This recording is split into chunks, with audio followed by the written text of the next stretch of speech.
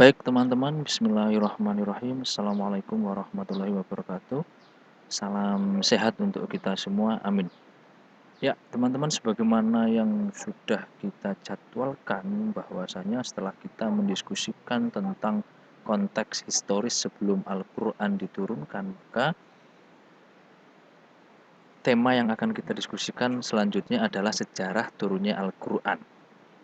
Terkait sejarah turunnya Al-Quran ini sudah banyak ditulis oleh para ulama, juga para pengkaji ulumul Quran, dan teman-teman bisa membaca itu di buku-buku referensi sebagaimana yang tercantum dalam kontrak belajar kita. Nah, di sini saya ingin menambahkan beberapa sudut pandang bagaimana kita bisa memahami sejarah turunnya Al-Quran itu. Karena selama ini kajian terhadap sejarah turunnya Al-Quran biasanya itu hanya melibatkan tentang proses, kapan, di mana, begitu ya. Kemudian untuk menyimpulkan hikmah-hikmah di balik sejarah turunnya Al-Quran dihadirkanlah pertanyaan tentang mengapa. Nah, berangkat dari kegelisahan tersebut, saya ingin mengajak teman-teman untuk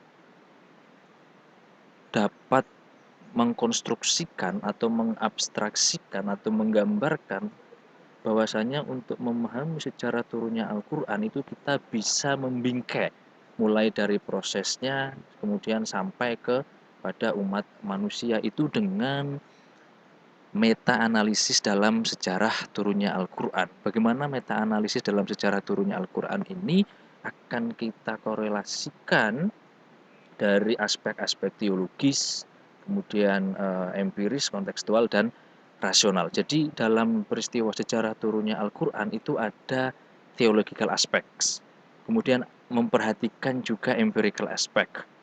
Di lain sisi, karena Al-Quran itu diturunkan untuk manusia, ada yang disebut dengan kontekstual aspects.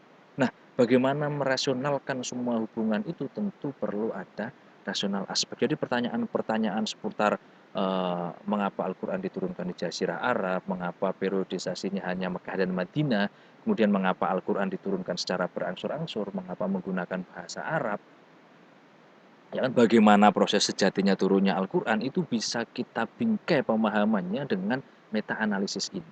Nah, dari sini kemudian saya ingin mengajak teman-teman untuk mengamati bagaimana proses penurunan Al-Quran itu, atau dalam sejarah turunnya Al-Quran itu kita analisis hal-hal apa sih yang bisa kita diskusikan, apa yang bisa kita dapatkan dari sejarah turunnya Al-Quran itu. Jadi dalam meta-analisis ini kita bisa mengabstraksikan bagaimana proses turunnya Al-Quran sampai kepada kita hari ini itu memiliki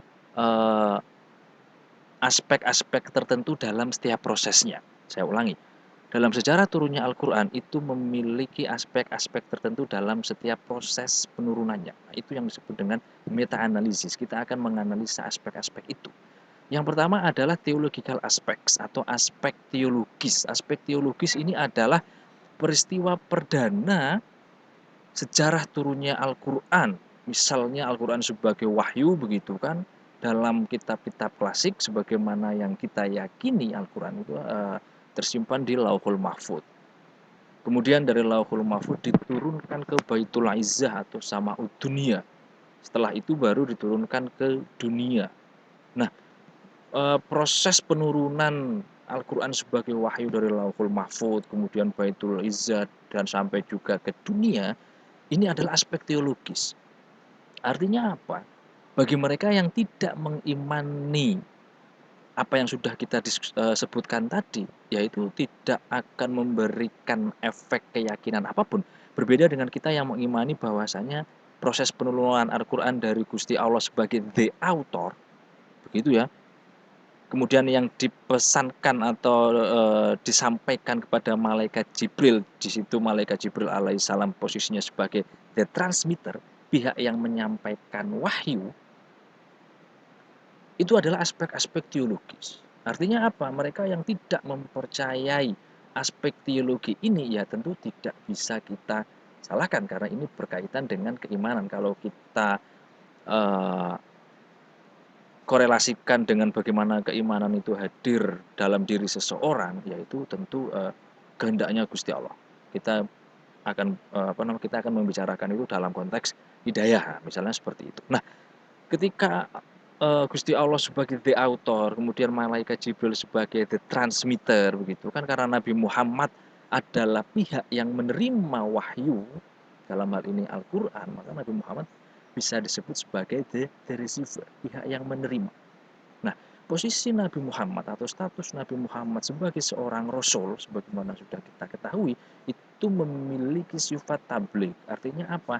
Segala sesuatu yang Nabi terima dari Gusti Allah itu harus disampaikan kepada umatnya. Nah, dalam posisi ini, selain sebagai the receiver, sebagai pihak penerima, Nabi Muhammad juga berposisi sebagai the second transmitter atau pihak yang menyampaikan pesan kedua. Pihak kedua yang menyampaikan pesan dalam hal ini adalah wahyu Al-Quran itu.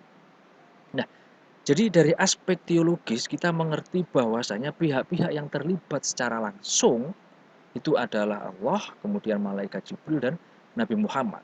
Adapun peristiwa penurunannya dari Lauhul Mahfud, Baitul Izzah ke atasnya itu juga masih dalam ruang lingkup aspek teologis. Kita menerima itu dengan pemahaman take it for granted, atau ya pemahaman terberi yang harus kita yakini, karena itu bagian daripada apa yang kita imani. Nah, setelah Nabi Muhammad menerima Al-Quran, menerima wahyu begitu ya, sebagai the receiver, karena Nabi Muhammad sebagai seorang Rasul juga posisinya sebagai the transmitter, maka Nabi Muhammad harus menyampaikan itu kepada umatnya. Umatnya ini siapa? Tentu orang Arab, tentu orang-orang yang dihadapi Nabi Muhammad, baik ketika Nabi Muhammad di Mekah maupun ketika Nabi Muhammad di Madinah. Nah, kehadiran Nabi Muhammad dalam satu wilayah, baik di Mekah maupun di Madinah, itu kemudian membentuk konsep periodisasi Al-Quran yang kemudian nanti akan kita diskusikan, akan kita bincang lebih jauh di pertemuan selanjutnya tentang periode Makkiyah, periode Madinah. Karena masyarakat Mekah dan Madinah itu memiliki keadaan sosiokultur yang berbeda, kemudian budaya dan ilmu pengetahuan yang berbeda, sistem politik ekonomi yang berbeda, maka menjadi wajar jika nanti redaksinya itu berbeda. Karena apa? Karena mukhotob atau pihak yang diajak bicara oleh Nabi Muhammad itu memiliki latar belakang sejarah yang berbeda. Itu menjadi logis. Kenapa ada perbedaan redaksi antara ayat Mekah dan ayat Madinah. Poin pentingnya adalah Mekah dan Madinah itu merupakan empirical aspek atau aspek empiris yang sampai hari ini masih bisa kita temukan tempat-tempat dalam atau yang disebutkan dalam sejarah penurunan Al-Quran, baik Gua Hira misalnya, kemudian di Mekah, kemudian di Medina, sampai hari ini itu masih ada, masih bisa kita buktikan, masih bisa kita tapak tilasi. Itu empirik. Kenapa tidak di Indonesia? Kenapa tidak di uh, Eropa misalnya? Kenapa tidak di Yunani? Ya, karena Nabi Muhammad sebagai seorang Rasul hadir sebagai seorang manusia yang butuh tempat, kan gitu. Sebagai makhluk sosial dia butuh komunitas, itu di Arab. Kemudian komunitasnya Rasulullah SAW itu banyak berkecimpung dan di Mekah dan Madinah, maka periodisasi Al-Quran kemudian ada di Mekah dan di Madinah dengan segala peristiwa yang melatar belakangi kedua periode tersebut. Itu adalah empirical aspek. Nah, dari sini, dari empirical aspek, tentu orang yang hidup di wilayah Mekah dan orang yang hidup di wilayah Madinah ini memiliki persoalan-persoalan, baik yang terkait keagamaan, kemudian terkait masyarakat sipilnya, terkait misalnya tentang politik, bagaimana menjalin relasi sosial antar suku, antar kabilah, bagaimana juga interaksi ekonomi dalam kedua wilayah tersebut, ya kan? Terus kemudian bagaimana sih keadaan sosial antara Mekah dan Madinah dan juga budayanya di sana, itu menjadi kontekstual kenapa Al-Quran diturunkan. Jadi dari sisi kontekstualnya Al-Quran diturunkan itu bukan hanya untuk mengenalkan mereka tentang ajaran agama Islam dan mengenalkan Nabi Muhammad sebagai Nabi akhir zaman, tidak hanya itu tetapi merespon apa yang idealnya dipraktekkan oleh masyarakat Mekah dan Madinah. Jadi Asipol ini adalah agama sipil politik, Ekosop ini adalah ekonomi sosial budaya. Nah, dari kontekstual aspek ini begitu kan, yang kemudian nanti beberapa peristiwa tentu menjadi asbabun nuzulnya ayat-ayat tertentu ketika diturunkan, dalam kaidah itu kita mengenal kemudian apa yang disebut dengan al-ibrah bi umumil lafzi la bi khususis sababi. Jadi upaya kontekstualisasi Al-Qur'an agar senantiasa relevan begitu kan, tidak terpaku pada masyarakat Arab ketika era Al-Qur'an itu diturunkan dan hanya dalam wilayah Mekah dan Madinah, kaidah al-ibrah bi umumil lafzi la bi khususis sababi itu dapat dipotret sebagai upaya kontekstualisasi Al-Qur'an. Jadi meskipun ada perbedaan sebab atau sebab dahulu ketika Al-Quran diturunkan itu seperti A, kemudian hari ini eh, sebab itu tidak kita dapati lagi, itu tidak lantas memarginalkan, tidak lantas kemudian apa yang diturunkan pada saat itu dinasakh, sama sekali tidak.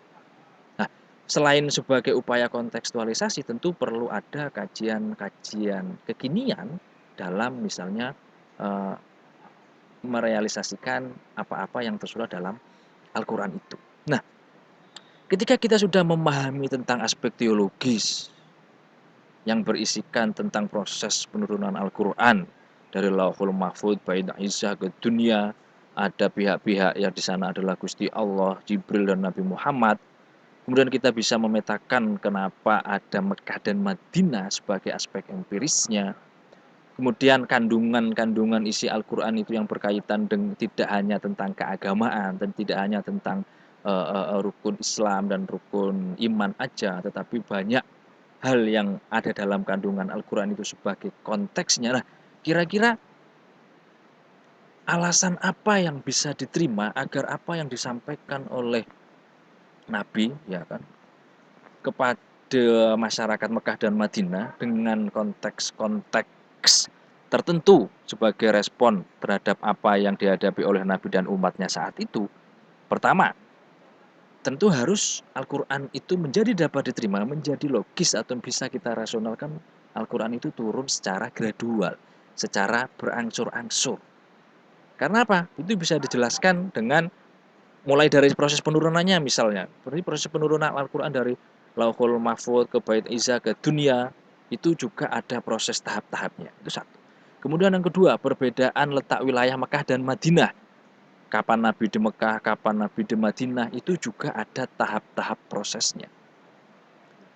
Kemudian konteks-konteks tertentu dalam Al-Quran ada yang berbicara tentang keagamaan, ada yang berbicara tentang masyarakat sipil, hubungan relasi sosial, ekonomi, sosial, dan budaya, itu juga tidak langsung dalam satu waktu sekaligus. Artinya apa? Al-Quran ini merespon apa-apa yang dihadapi oleh Nabi Muhammad dan umatnya saat itu, begitu ya, sehingga wajar saja tidak diturunkan secara otomatis dalam satu mushaf. Karena kalau diturunkan otomatis dalam satu mushaf, kemudian misalnya ada hal-hal masyarakat Arab saat itu butuh hujah, butuh penjelasan dari Nabi, sementara Al-Quran sudah diturunkan satu mushaf selesai, tentu sementara kita tahu ya bahwa yantiku anil hawa, bahwasanya Nabi tidak berbicara berdasarkan keinginan pribadinya melainkan karena wahyu, tentu akan menjadi problematik di sini karena akan menjadi problem teologis lain. Kemudian seandainya juga misalnya mushaf itu diturunkan langsung dalam satu mushaf utuh, Al-Quran dalam satu mushaf utuh, kemudian Nabi ditanya oleh masyarakat, kemudian misalnya Nabi menjawab sudah selesai, loh katanya jenengan Nabi, katanya jenengan bisa berkomunikasi dengan Tuhan Allah yang jenengan anggap Tuhan yang Esa itu, buktikan ke kami. Jadi untuk menghindari problem-problem teologi seperti itu, selain aspek yang sudah kita sebutkan tadi, maka penurunan Al-Quran secara gradual, secara berangsur-angsur itu bisa kita rasionalkan, bisa kita terima, masuk akal. Nah, kalau terkait dengan hikmahnya kenapa Al-Quran turun secara berangsur-angsur, teman-teman bisa melihat itu di buku-buku yang sudah kita sebutkan di dalam kontrak belajar kita. Lain daripada itu, teman-teman, harapannya adalah bisa menjelaskan kenapa Al-Quran turun secara berangsur-angsur. Karena dari proses penurunannya hingga sampai ke aspek empiris dan aspek kontekstualnya, itu memang Al-Quran itu diniscayakan turun berangsur-angsur. Malah tidak logis misalnya Al-Quran diturunkan langsung dalam satu mushaf yang utuh, karena begitu panjang prosesnya, begitu lama proses sejarah penurunan Al-Quran itu. Itu yang pertama. Kemudian yang kedua adalah untuk menjawab tentang rasionalitas ini, kenapa Al-Quran diturunkan dengan menggunakan bahasa Arab. Nah, itu teman-teman bisa menjelaskan dengan rinci kenapa bahasa Arab dengan logis. Kenapa bahasa Arab? Ya, karena faktor aspek empirisnya itu Mekah dan Madinah. Kemudian karena Nabi hidup di dua wilayah tersebut, konteks keagamaan, sosial, masyarakat, ekonomi, sosial, budaya yang dihadapi oleh Nabi dan Muhammad itu didialogkan dalam bahasa Arab. Ketika Al-Quran ini hadir sebagai bukti kenabian, sebagai mukjizat, sebagai guide of life begitu, sebagai pedoman kehidupan, sebagai tentang aturan atau norma tentang bagaimana kehidupan manusia itu dijalankan secara ideal, hari itu ya tentu harus menggunakan bahasa Arab agar bisa langsung dipahami, agar bisa langsung didialogkan, agar tidak memiliki banyak penafsiran yang jauh berbeda dari apa yang sebenarnya diinginkan oleh Gusti Allah. Nah, dengan demikian dari apa yang kita diskusikan dengan meta analisis dalam sejarah turunnya Al-Quran, teman-teman bisa memetakan mana aspek teologisnya, mana aspek empirisnya, mana aspek kontekstualnya, dan mana aspek rasionalnya. Di mana keempat aspek ini itu berkaitan satu sama lain untuk sampai kepada umat manusia. Posisi kita adalah di mankind. Kita tidak menerima wahyu, gitu kan. Kita tidak mengetahui secara persis ya berdasarkan panca indera kita, Lauhul Mahfud Baitu Izzah begitu kan. Kita menerima itu sebagai satu konsep keyakinan akidah kita, itu aspek teologis kita imani. Nah, kita tidak berada di aspek empirisnya di Mekah dan Madinah kala Al-Quran turun. Kita tidak berada di tidak menghadapi secara langsung konteks-konteks saat Al-Quran itu diturunkan, bagaimana Nabi berdialog dengan umatnya, gitu kan. Kita juga tidak mengalami bagaimana Al-Quran itu diturunkan secara berangsur-angsur. Kita tidak mengalami ketika Nabi membacakan Al-Quran itu kepada para sahabatnya dengan bahasa Arab. Tetapi hari ini kita bisa memahami semuanya. Tapi hari ini kita juga bisa membaca Al-Quran dengan bahasa Arab. Nah, yang menarik adalah ketika Al-Quran itu diturunkan dengan bahasa Arab, sementara kita hidup tidak di dunia Arab, kita hidup tidak dengan konteks saat Al-Quran itu diturunkan, kita tidak hidup dengan Mekah dan Madinah, kemudian wahyu juga telah usai, Nabi Muhammad, tidak ada Nabi setelah Nabi Muhammad, apa yang kita lakukan dengan Al-Quran itu? Ya, menafsirkan Al-Quran itu. Bagaimana cara kita menafsirkan? Ya, perlu ada dialog linguistik antar bahasa.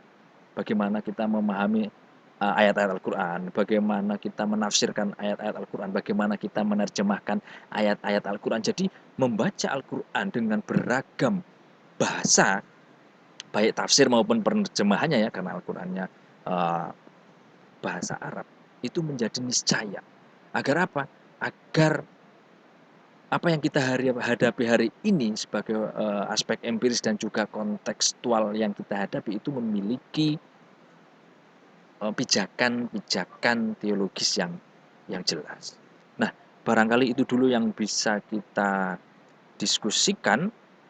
Pada intinya adalah saya harap dari meta analisis ini teman-teman bisa memetakan keempat aspek ini dengan beragam proses di dalamnya serta bagaimana cara menjelaskannya dengan baik. Saya kira itu dulu dari saya akhiri. Mohon maaf atas segala khilaf. Terima kasih. Assalamualaikum warahmatullahi wabarakatuh.